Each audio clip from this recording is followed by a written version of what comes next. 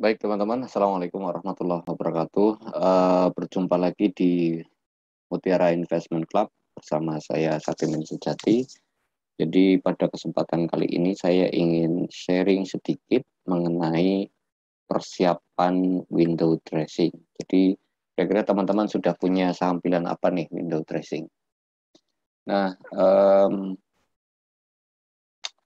sebelum kita mulai diskusinya, saya ingin sampaikan dulu disclaimer-nya bahwa ini hanya opini pribadi saya saja. Yang kedua, tidak ada anjuran jual ataupun beli pada saham jika nanti saya menyebutkan satu kode emiten. Yang ketiga adalah analisa ini berdasarkan data dan sumber berita yang saya peroleh. Ya tentu dengan dengan pemaknaan versi saya ya. Yang keempat, kesimpulan dan keputusan ada di tangan masing-masing. Gitu. Nah, biasanya yang eh, seperti kita tahu, terutama misalnya bukan minggu lalu, tahun lalu, saham-saham window dressing adalah saham-saham BUMN. Dan yang salah satunya yang hits adalah saham-saham konstruksi, macam Waskita, SKT itu, PTPP, terus ada Wika, belakangan kemudian ada dan anak-anaknya dan belakangan yang hit ada PPRE gitu ya, yang tahun lalu kayaknya tidak terlalu hits, tapi tahun ini lumayan. Nah, saya ingin sedikit berbeda karena biasanya kan saham-saham yang itu sudah ramai dan memang sudah banyak yang memberikan ulasan-ulasan atau analisa gitu ya. Nah, saya ingin sedikit berbeda. Saya punya satu nama, tapi sebelum sampai sana, saya ingin sampaikan dulu bahwa ada dari sisi katalis, ini ini yang ingin saya sampaikan. Saya capture sebenarnya pemberitaannya banyak, tapi ini kayaknya bagus sebagai pembuka diskusi kita. Yang pertama adalah ada rencana besar ibu kota baru. Dana 466 triliun rupiah swasta diajak. Nah, ini arahnya mau kemana? Mari kita lihat ya. Arahnya adalah yang pertama, saya ingin menyampaikan data pertama yang saya punya bahwa ada ada sektor konstruksi yang baru saja selesai melakukan private placement atau PMTHMETD gitu ya. Sederhananya private placement yang kemudian private placement-nya sahamnya diserap oleh induknya sendiri yaitu PT Karya Surya Perkasa selaku pemegang saham pengendali dan melakukan setoran atau menyerap sahamnya sebanyak 6.250 juta lembar saham dengan harga pelaksanaan Rp240 per saham. Jadi kira-kira per tanggal 31 Agustus kemarin, ACST ini sudah mendapatkan setoran dana sekitar, kalau ini dikalikan sekitar 1,5 triliun lah kira-kira. Dan yang patut kita catat adalah harga pelaksanaannya ada di angka Rp240 gitu ya. Kita lanjutkan dulu ke data yang kedua. Kalau private placement itu dilakukan di tahun ini di bulan Agustus dengan harga 240, di tahun lalu ACST baru saja RI dengan harga pelaksanaan 262. Jumlah dananya juga 1,5 triliun. Jadi ada dua posisi sekarang yang kita tahu, pengendali ada di 262 dan di 240 ya. Kalau mau dibuat sederhananya, dibuat rata-rata mungkin ketemu let's say 250. Oke lah, kita anggap kita pakai data yang pertama saja. Kenapa kalau mau pakai data pertama ini kok dipakai? Ya ini hanya untuk menguatkan, tapi kita pakai yang 240 saja lah gitu ya. Nah,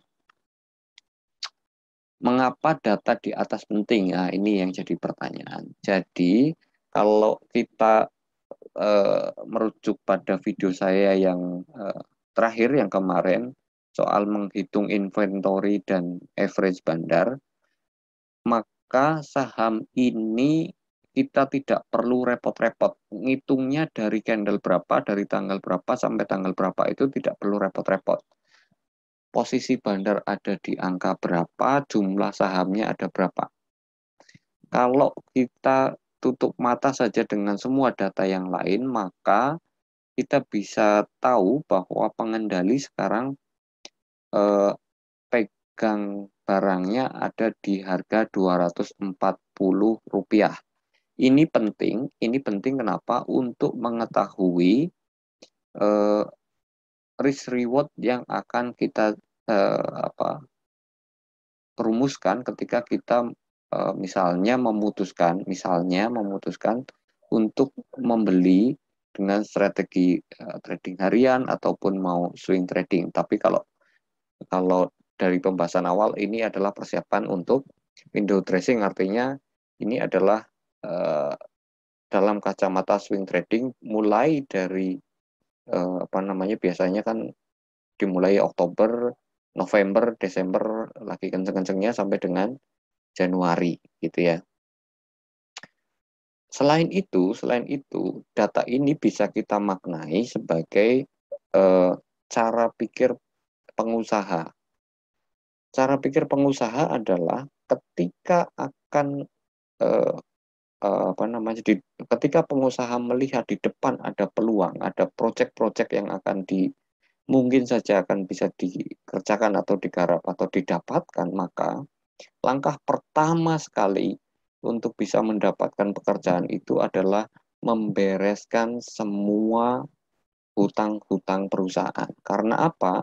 Karena ketika sebuah perusahaan ingin mendapatkan sebuah proyek dan kemudian ketika mengerjakan proyek itu butuh pendanaan atau butuh dana segar, maka portofolionya atau profil si perusahaan menjadi bagus sehingga ketika mengajukan pendanaan ke pihak lain menjadi lebih mudah untuk disetujui sehingga proyeknya bisa dijalankan. Jadi atas dasar itulah menurut saya ACST melakukan langkah-langkah yang tepat, yaitu yang pertama adalah menghapus beban-bebannya terlebih dahulu supaya bisa menangkap peluang yang diprediksi akan ada di masa-masa mendatang. Dan ini biasanya menjadi katalis nanti ketika window dressing, katalis pembangunan, katalis RAPBN 2002 yang akan menjadi proyek besar, sektor-sektor konstruksi akan terjadi peningkatan harga sahamnya cukup signifikan. Nah, itu pertimbangannya. Selain memang kenapa kok anti mainstream di luar BUMN karya, karena ini pertama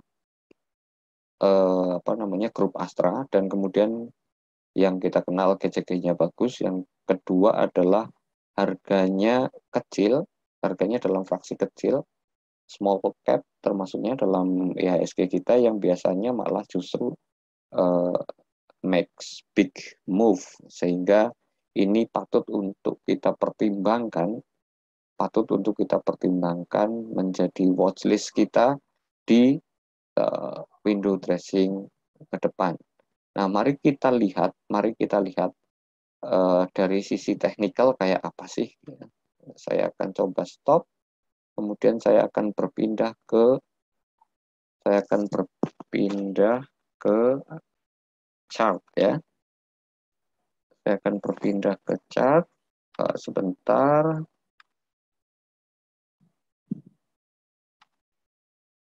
Iya. Oh, maaf, saya belum share screen. Share screen ke chart. Ini dia chart ACST. Kalau kita lihat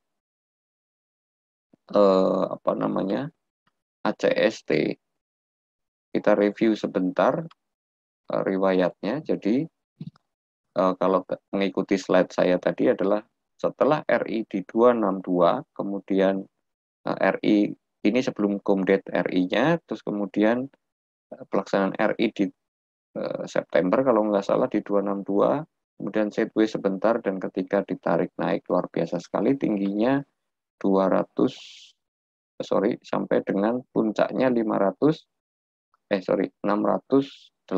kalau tidak salah. Dan kemudian yang terjadi adalah perjalanan dari September sampai dengan hype-nya di sini Januari ya, kalau tidak salah, Januari pertengahan. Artinya sekitar 4 bulan. Kalau merujuk pada data ini, maka persiapan window dressing kayaknya memang bisa dilakukan di sini selain kita punya data bahwa pelaksanaan private placement ada di 240. Mari kita lihat, kita hitung dulu begini. Banyak senior mengatakan bahwa kalau kita seorang trader yang pertama kali dihitung itu bukan upside-nya, tapi berapa downside-nya. Kalau ini 240 berarti di sini. Saya akan besarkan sedikit supaya terlihat dengan jelas. Ya, 240 di Agustus tanggal 31. Saya ingat candlenya yang ini. Ya, betul. Ini adalah Agustus tanggal 31 ketika harga adjusted di 238. Nah, kalau teman-teman bingung ya kan, mau ngitung average bandarnya ada di berapa, oke kita tutup mata, kita asumsikan dengan 240. Kalau dilihat dari sisi chart, memang terlihat bahwa ACST belakangan selalu melakukan akumulasi. Tahu-taunya dari mana? Taunya dari bahwa setelah drop sampai bottom, kemudian apa namanya, kita asumsikan ini adalah penghabisan barang, ya kan? Sudah habis, kemudian setelah ini yang terjadi adalah seluruh candle hijau atau buying power-nya selalu lebih besar dari selling power, gitu ya. Dan kalau dilihat dari sini, ini terlihat akumulasi. Sehingga kalau kita berpikir downside, memang pernah terjadi overshoot ke bawah sampai dengan 234 lalu ditarik kembali ke 240. Nah, kalau teman-teman nanya titik entry-nya gimana? Titik entry-nya menurut saya ya sebaiknya dekat-dekat area 240. Karena dengan pertimbangan tadi kita tahu 6 miliar 250 juta lembar saham mereka punya di angka 250. Jadi kalau kita misalnya berpikir tanpa chart ini saja, kalau saya seorang trader, kalau bandar atau penguasa supply barang membeli di harga 240, maka kalau suatu saat dia mau jualannya idealnya tidak di 240, tapi di atas 240. Sampai berapa upside-nya? Nah, itulah yang kita perlu kawal. Kalau melihat historinya memang, kalau misalnya kita lihat all time high-nya, potensi backer ada. Ya, potensi backer ada, tapi resikonya kecil. Kalau misalnya kita melihat, oke, kita mau dengan risk reward yang lebar, misalnya ya, ini sekarang 248, anggaplah 250 ke 200, itu 50 poin. Kalau misalnya upside-nya misalnya all time high, let's say all time high-nya 600 saja lah, sederhanakan begitu, atau misalnya kalau kita trading kan, misalnya kalau kita anggap 452 atau 500 itu sudah backer ya, tapi saya tidak tahu apakah ini akan backer atau tidak. Tapi karena kita tidak sedang membahas average bandar, kita tidak sedang membahas technical, kita tidak sedang membahas hal-hal lain, kita hanya sedang berpikir bahwa ada potensi upside dan downside yang menurut saya menarik. Jadi 1/4 sederhananya, resikonya 1 atau 50 poin, sementara rewardnya adalah 250 poin. Oh sorry, 1:5 bahkan. Nah, dari sisi situ saya kira ini bisa menjadi bahan pertimbangan apa namanya, apakah ACST layak untuk kita jadikan watchlist bekal window dressing. Nah, bagaimana titik entry-nya? Kapan waktunya eh, saya kira tidak akan dibahas hari ini karena itu nanti bisa kita bahas pada pembelajaran berikutnya bagaimana menentukan titik entry, bagaimana apa namanya menyusun strategi jika jika trading harian atau jika swing trading gitu ya. Karena masing-masing strategi berbeda-beda. Tapi bagi kita yang malas berpikir atau tidak punya waktu, saya kira ini layak untuk dijadikan referensi watchlist apa namanya untuk swing trading. Oke, saya ingin membuktikan sekali lagi apakah benar yang saya katakan belakangan ini akumulasi. Misalnya ini candle terakhir sajalah kalau kalau kita cek ke belakang kan agak sulit ya. Ini kan candle terakhir kan kecil seperti ini ya, kecil ya, kecil sekali. Oke, kita lihat kecil sekali. Kita lihat apa kata bot. Misalnya saya kan biasanya pakai bot. Misalnya ya, uh, saya lihat ke bot.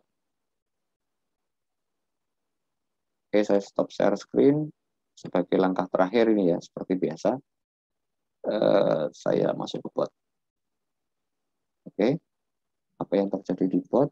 Misalnya saya ketikkan di sini ACST. Oke, kita lihat apa kesimpulannya bot.